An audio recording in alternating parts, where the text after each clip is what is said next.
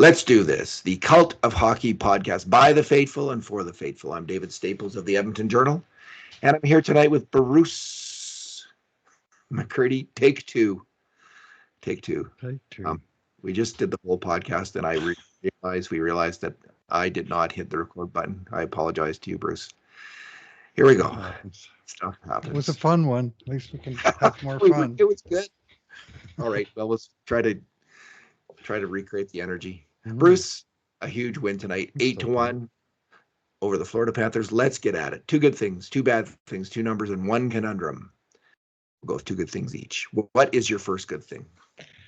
Yeah, my first good thing is the veteran forward tandem of Connor Brown and Matthias Janmark, who I thought both had great games tonight and really delivered offensively early in the game when the Oilers needed a spark to get going. They've been swimming uphill throughout this series, behind on the scoreboard for the most part throughout the games, and scoring first and second and getting the jump on Florida was what they needed. And those two guys came through in the crunch, first of all, on the penalty kill on a huge TSN turning point sequence where Florida drilled a pair of shots off the post or crossbar and post in rapid succession. Didn't score, obviously. And Connor Brown was able to jump on the puck high in the defensive zone and just brace away with it. It was a very similar play to the shorthanded goal they got in the Dallas series, where Brown just jumped on the puck and took it up the ice, and he was on the other side that time. It was 2-on-1. They caught the power play pushing and got behind him, and with their speed, because they're both pretty fast dudes, Brown fed it across to Janmark, and that was a winner in Game 4, a huge goal. And this was the one that opened the scoring in Game 4, huge goal.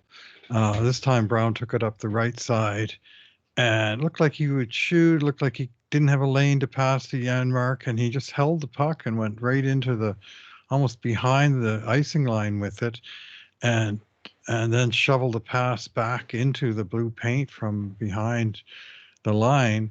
And Janmark did the smart thing and the right thing and just went hard to the blue paint and stopped there and found the puck and was able to shovel it upstairs to open the scoring. And the roof almost came off of Rogers Place, it sounded like. I'm interested to hear from someone who was there how loud it was in that moment. There was lots of loud moments in the end tonight, but that one was just sort of the pent-up tension sort of all coming out from 18,347 or so humans all at once. It was quite the moment. And then minutes later, Janmark was a key player in the second and ultimate game winner when he took a stretch pass from his fellow Matthias Ekholm at the blue line, and he made kind of a nifty play, which may have been a little bit lucky. I'm not sure. In that he didn't just take the pass and go in with it. He sort of stopped the puck at the blue line, and then he was able to sort of spin round and pick it up. And in the process, he messed up the Florida defenseman. That he just sort of left the puck in a good spot for himself to turn and get it, and then he took it up the wall and made a beautiful centering pass to Adam Henrique, who was able to punch it into the top of the net to make it 2-0. And that was it for the offense from those two fellows. I'm pretty sure it's 1-1 for Janmark, +3, 1 assist, +2 for Brown. But those guys were just all over the puck in this game, and they were all over it in the Florida zone, in the neutral zone. And Brown particularly impressed me with the several times that he was able to to put pressure on Florida guys. And even if they beat him the first time, he would give them more pressure up ice. And often as not, it seemed he would take the puck off him and spin and shoot it back in. And this, especially on the penalty kill, very frustrating for the Panthers trying to get anything going against that buzzsaw.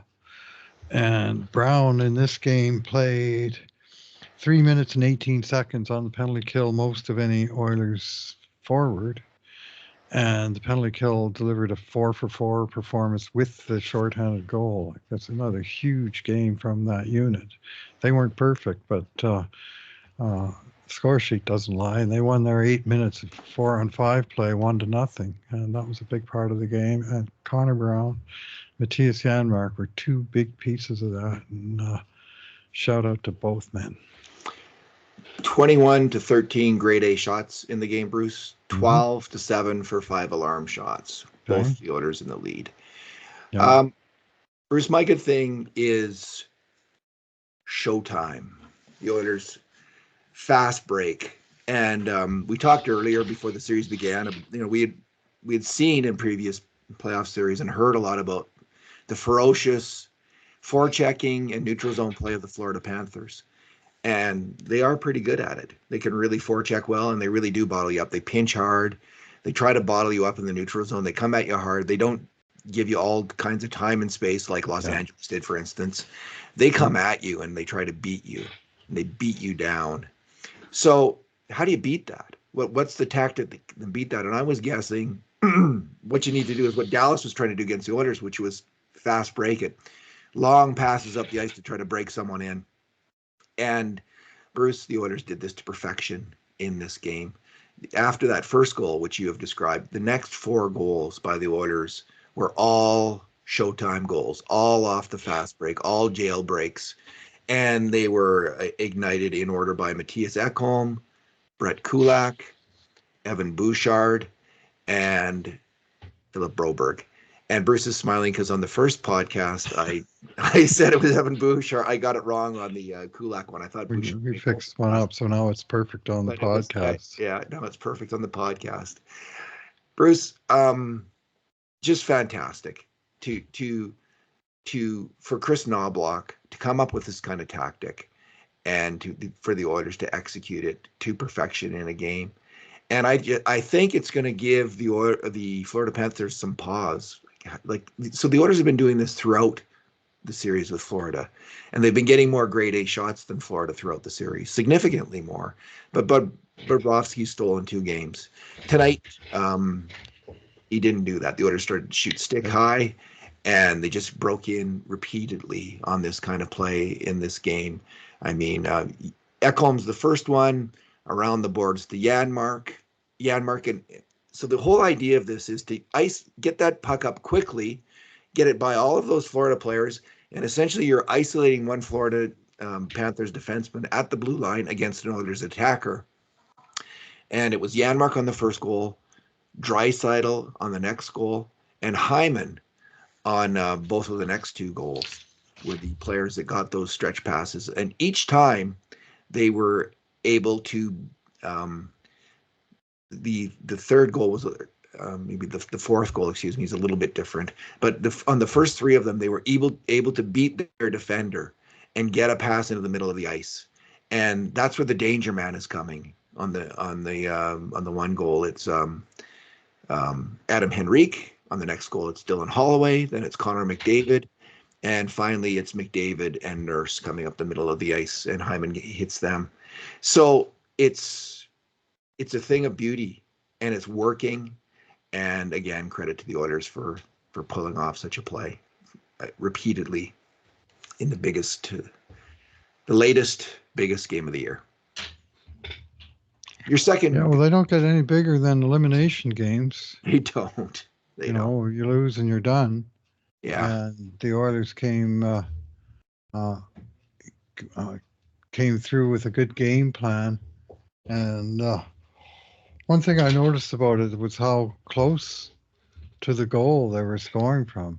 Just looking at their goals right now, they were scored from 5 feet, 7 feet, 8 feet, 7 feet again. No, sorry, that's still the Henrique goal. and McDavid scored a little bit from distance, and Nurse. A little bit further back still, Yeah, yeah. and then Nuge scored from 6 feet, and Dylan Holloway was like 1 inch on that on the and next then they one. got the two late ones, 6 feet from Holloway and 26 from McLeod, but 5 of the goals were scored from inside of 8 feet. And these are players charging hard at the net. Like, Yeah. how hard is that? Like, they're speeding in, most of these guys, full bore. Yeah. Tough night for Bobrovsky. Like, it was one of those nights where he just didn't. It was reverse. You know, we've had those nights in the past with Stuart Skinner, where you can't really pinpoint where he was at fault on a goal against, where he made a huge mistake, but he still lets in 3 out of 4 grade A shots. Make or a something save like that. at some point. Yeah. Even if the other guys are making perfect shots, you're saying make a And save. Bob, yeah. Well, Bob didn't make many saves tonight. No, he didn't. Bruce, what is your second good thing? Yeah. Speaking of saves, I'm going to single out Stu Skinner. You podcast watchers probably realize I'm an old goalie because I do like to credit the goalie when he plays well, and Skinner did all of that tonight, facing was it 13 grade A's and 7 or 8 5-alarm shots? 7 5 alarms. Yeah. And this was a real 5-alarm chance, the big one to me, which was about 45 seconds after Florida had cut the margin to 2-1. It looked like Edmonton was on the back foot a little bit. And then there was a sequence where Florida came charging in on a 2-1 rush. Not sure quite who it was who made the pass over to Verhage. Was it Barkov or Reinhardt? Anyway, Don't know. Came to deadly sniper Carter Verhage on the right side face-off circle, and he drilled a one-timer. He didn't get all of it, but like a good goal scorer, he got it away fast, off the ice, and on the target. And Skinner had to come sliding across and stretching and just able to get a piece of his arm on this puck, or this game was 2-2, and all of the early emotional energy would have been drained out of the building. And, who knows where it would have gone from there. Well, instead, you have the goalie coming up with a massive save and the crowd roaring their approval of the goalie. And if anything, it added to Edmonton's momentum. And that was the crisis moment of the whole game to me.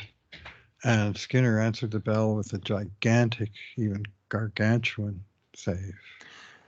Yeah, he out Bob on that play. He went from Bob. 6'4" to 16'4", Bruce, in the net, because he was great after that. Like he just got the feeling that he's gonna come through in this game, and it's goalies get hot too. It's a very between the ears kind of position, and this is a good auguring for the rest of the series.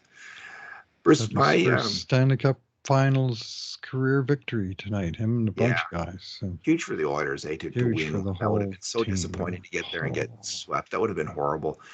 So we'll see what happens next. But that was this game was really huge for this franchise and these players. I think to feel whatever happens, to feel better about the season. Bruce, about the finals, they probably feel great about the season and the playoff seasons today. My good thing, Bruce, is a couple of the young guys, Broberg and Holloway, who just I thought came through with great games. And Broberg made that stretch pass that I referred to earlier. He was +3. Holloway scored 2 fantastic goals, going hard to the net, just like torpedoing to the net. A great, brilliant deke on the first goal, and just charged like crazy into that second goal. So Bruce, it was a good night for Ken Holland, because our good things, Matthias Janmark and Connor Brown, these are 2 favorite whipping boys of people who don't like Ken Holland. They've been picking on them all year long and saying what a mistake it was. Brown was a huge mistake, and Janmark. And I don't think either of us ever said that. I don't want to be hypocritical. I think we kind of stuck with him fairly consistently. We were The bemoaning. players are good. The bonus on the Brown contract was a heavy price to pay, and it's still to be paid in the future. And the moaning about that has a lot of validity. But Brown, the player, it was a recovery season for him, which was why the bonus turned out to be not such a great idea, because it took him most of the year to sort of get his legs and his game back, but he's got it back now. He's starting to get close to earning 100% of that bonus with his play in the playoffs, Bruce. Like he's getting up there where you'd think, okay, that was a $4 million season. Like this player has come through to that extent, and he still may get there. He's Got to close, win the cup, closing in on it. I think you're probably right about that. forgive everything. That's a high bar. Yeah, many would. But and with Holloway and Broberg, it was like all the people bemoaning why were they drafted? Why didn't they take such and such a player? And that's fair too, right? There's always players taken after someone and there was obvious players taken after Philip Broberg who could have been taken by the Oilers. Matt Boldy's often mentioned, Cole Caulfield, Trevor Zegras, not mentioned so often as of late, but these players. Boldy was the one. Boldy, but there's always someone. Yeah. Well, yeah. But people did mention Boldy at the time, so they've never forgiven Philip Broberg, the player, and certainly not the GM for making that decision. But I think this playoffs shows a little bit of the Oilers' thinking in both those selections. They were looking for big, fast, skilled players, and big was high on the list. Big, because big works in the playoffs. And they really did have that in mind with both these guys. And they probably thought it would take a little longer for both of them to develop. But down the road, these are the guys who can come through for you in the playoffs. And to some extent, if they're playing the playoffs this year, the Oilers scouting staff and Ken Holland have been vindicated in those selections. They're starting to turn out. I mean, Philip Broberg, top four, he was playing in the, second pairing with Darnell Nurse tonight. I know the second and the third pairings probably had very similar ice time. Philip Broberg has had a stretch of really good games in the playoffs. Tonight I thought was a great game. Dylan Holloway, just ripping it up now and then. He just comes through like a bolt of lightning.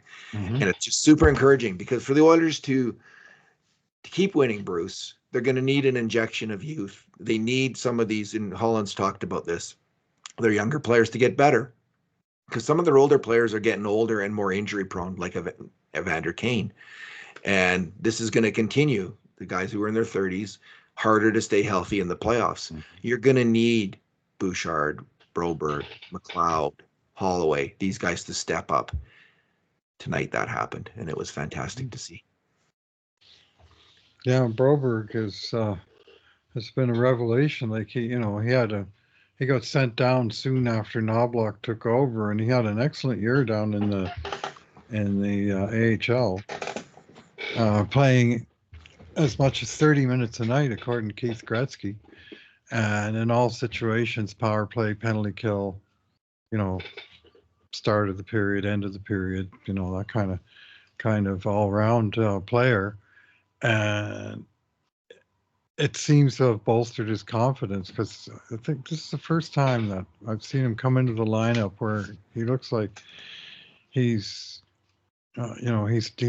not got the deer in the headlights look at all, and he's really getting involved in the sort of 200-foot game. Like tonight, he jumped up into the play a few times, carried the puck through the neutral zone, even sometimes went deep in the offensive zone. Never got caught. He's very good at circling back to position, and he's such a superior skater that he can get there in fairly short time. Because it's not just, of course, getting back to position. It's not just about straight ahead speed, but it's sometimes transitioning from forwards to lateral to reverse to pivoting, all those things, and he's got a real nice package of skating skills, and they've been on display on a regular basis. He does make mistakes, but they don't tend to be the same mistakes over and over again. And Uh, Yeah. he's going And to if be a good NHLer for a lot of years. he can work on a pairing with Nurse, that's fantastic. The Oilers have been searching forever. I mean, since Desperate. CC's first year, desperate for someone who can play with Nurse. This might be the guy. Bruce, what is your bad thing? Yeah, just got to go with the distribution of goals in the series, right? After tonight, now they played 4 games, and Florida scored 12, and Edmonton scored 12. And by all rights, that should be a 2-2 series, right? I mean, you could do a lot of simulations with that number of goals for the two teams, and the large majority of them would come at 2 wins each. But unfortunately, the way the goals went, if it was all Florida for the first 8 periods, 11 goals to 2, and all Edmonton for the last 4 periods, 10 goals to 1. Uh, but unfortunately, the 2 they got in the third period last game weren't quite enough to, to get off the mat in that game, and they lost it by 1. And so that put them in the deep hole that they're in now. But overall, like they played sort of equivalently good hockey as Florida over the 240 minutes to this point, and they've just got that 1 win to show for it. That is indeed a really bad thing, Bruce. Oh. That is, what can you say? It's just how the cookie crumbles, but it's certainly frustrating on a certain level. Better late than never, though. Better late than never. They had the second biggest blowout in Stanley Cup Finals history tonight, tied for. And the number one biggest blowout of a team facing elimination in the Stanley Cup Finals of all time. They said on the broadcast that they had won 8-1, of course, and that this biggest blowout of a team, with the cup in the building that would be presented if they lost, was set by the 1942 Toronto Maple Leafs, which is, of course, the one team that came back from 3-0 down to win the cup. And me being me, I immediately said to my wife, "Oh yeah, that was Game 5 of that series. Toronto beat Detroit 9-3." As a former Maple Leafs fan, I've done a lot of reading of the storied history of the Toronto Maple Leafs, and that 9-3 game really stood out in that comeback in that series. Well, maybe this 8-1 game will be the one that sort of turns the tides. We can certainly hope, but only Pittsburgh 8-0 to win this first Stanley Cup in '91 against Minnesota in the final game has won a Stanley Cup Finals game by more than this one. There's been 3 other 7-goal games, and now this one.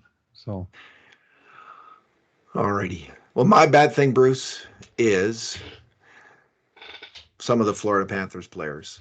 And as listeners of this podcast know, I often go on quite harshly about Edmonton Oilers who make mental mistakes on goals against. And these kinds of plays have been,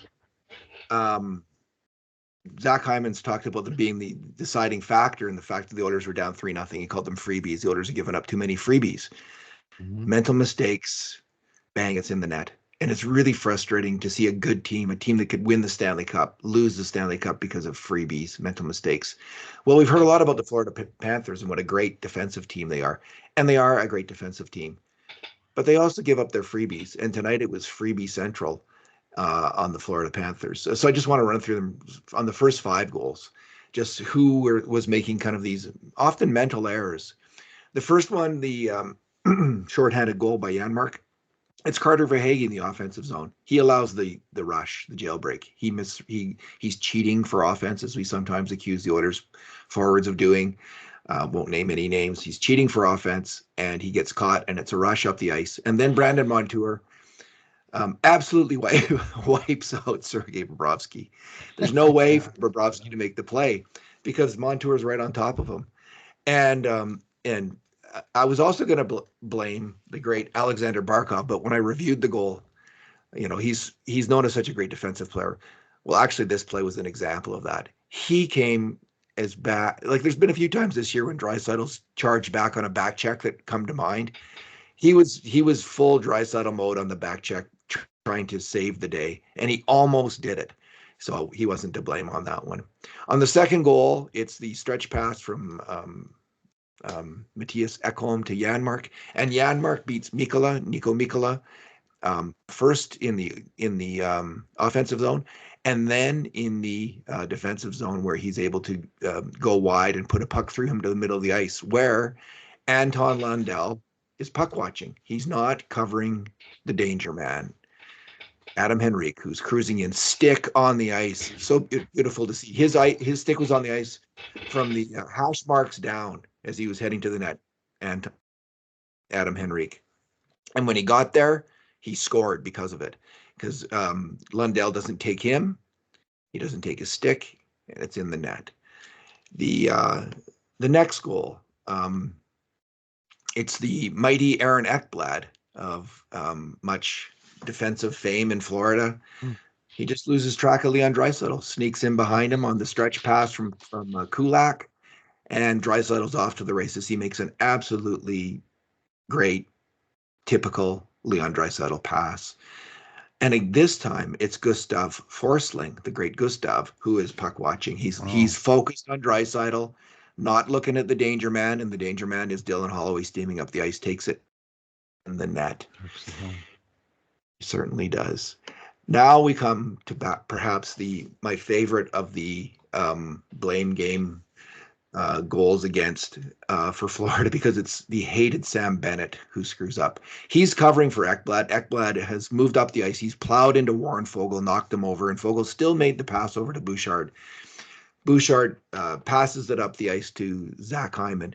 Now, covering for Ekblad supposedly should be one of Sam Bennett or Carter Verhaeghe. And Bennett is just totally wandering in the red light zone, not covering anyone, not covering a passing lane, not getting back on defense. And Verhaeghe's late to get back on defense. And this time it's really bad, because the danger man is Connor McDavid charging up the middle of the ice.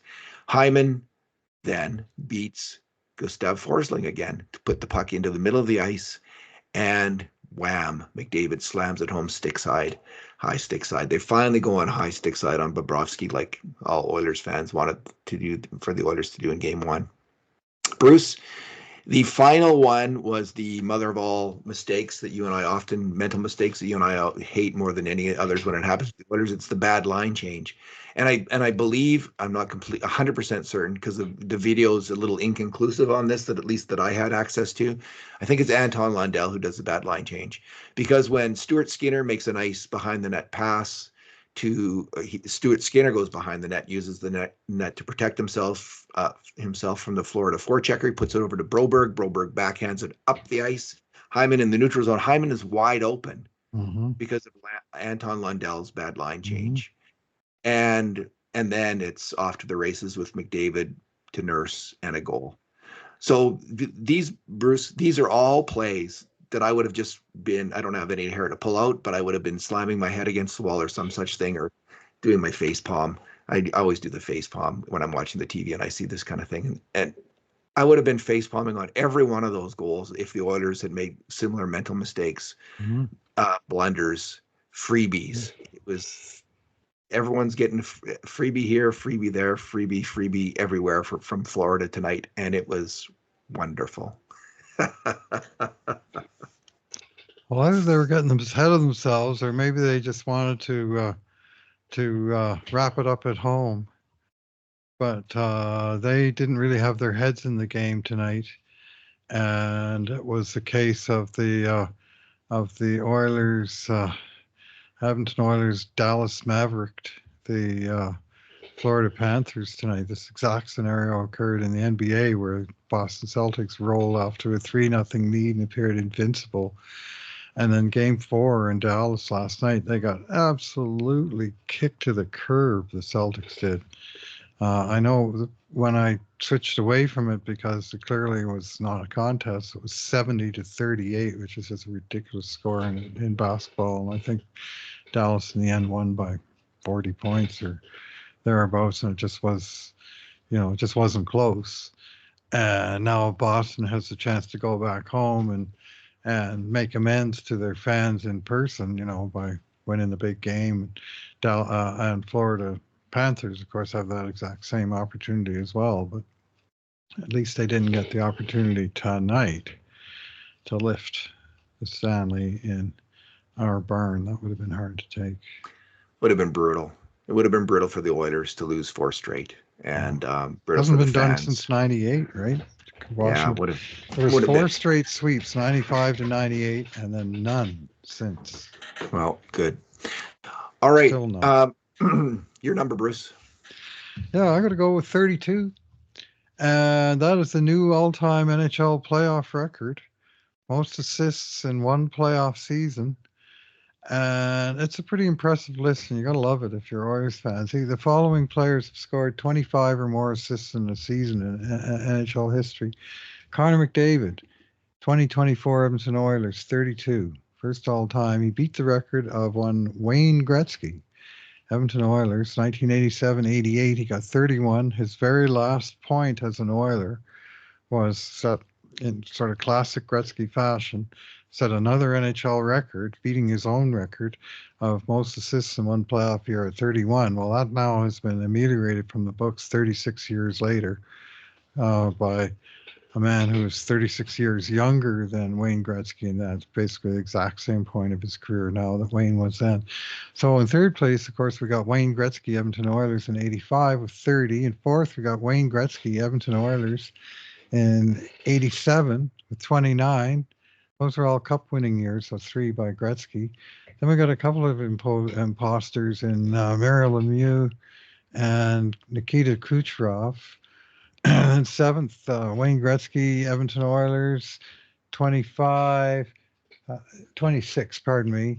And then eighth, Leon Draisaitl, Edmonton Oilers, in 2022. And tied with him in eighth, Paul Coffey, Edmonton Oilers, in 1985. So the first, they're actually tied down to 11. But of the first 9 names listed here, 1, 2, 3, 4, 5, 6, 7, including 4 different players played for the Edmonton Oilers. And we've been blessed. We've been blessed with great players and great playmakers, which is how you get the assists record.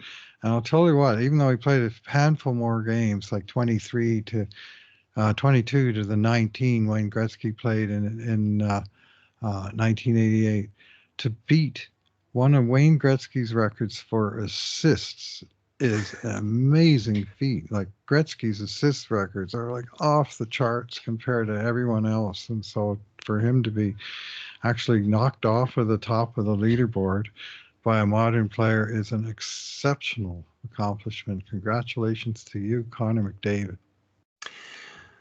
Indeed. Well said. My number, Bruce, is 6. Evan Bouchard led the team in hits with 6. And I don't really remember any of them, but I just think it's indicative of some unexpected growth in his game. He's been criticized quite rightly at times all year long throughout his career for kind of lax defensive play. Bruce, he's really stepped up. He is playing exceptional defense in the playoffs. I'll put, because he's playing against the toughest competition. He's playing heavy minutes against tough competition, and he is the least likely Oiler defenseman to make a mistake on a grade A shot against at even strength. We track this in the playoffs. We've never tracked Bouchard like this before. This has not happened. He's always been at best middle of the pack. A couple of years he's been the worst guy. This year in the playoffs, the least amount of mistakes on grade A shots against. And part of it is the way he moves the puck out of the defensive zone, so he's not spending a lot of time there. Him and Ekholm aren't spending a lot of time there, but Ekholm's rate of mistakes is much higher than Bouchard's on grade A shots against in the playoffs. That does not surprise me. X had his problems at times. Yeah, so this guy, he's cool. And I think his strength, Bruce, in defense is reading the play. I think he's really figuring out how to read the play correctly and how to work angles, how to evade players on the forecheck when he does win the puck, to move the puck out. And he's getting really smart about it. Almost Nicklas Lidstrom-like in these playoffs on defense. Now, that's a huge compliment, and it's a big overstatement as well. But you could see him figuring out the Lidstrom game, which is the old man game on defense. And it's the number one rule of the old man game on defense, Bruce, is always, always, always look for the danger man and cover the danger man. Always. And I don't know if I've noticed Bouchard doing that, but I'm going to start looking for it to see if that's what he's doing. Because that's where the trouble comes from on most goals. And maybe that's what he's doing. Anyway, credit to Evan Bouchard for picking it up. And it's huge for the Oilers. Unexpected, I think. But it's a difference maker in these playoffs for this team because they can play him against anybody. They want to play him against anybody, and that's definitely new, I think.